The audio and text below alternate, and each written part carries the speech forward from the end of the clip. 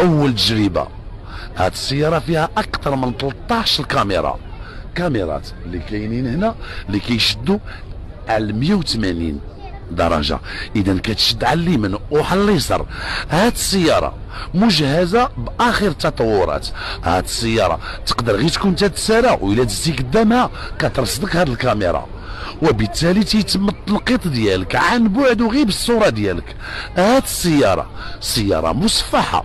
هاد السياره صدق او لا تصدق فيها لداخل في المونتاج ديالها طائره بدون طيار.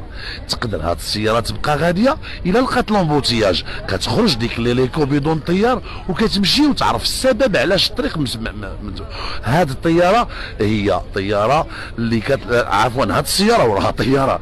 إلى أول مرة كتشوف القناة وبغيتي تتابعنا، دير اشتراك وفعل خاصية الجرس باش ديما يوصلك الجديد إن شاء الله. شكرا لكم، نتلاقاو في فيديو جديد.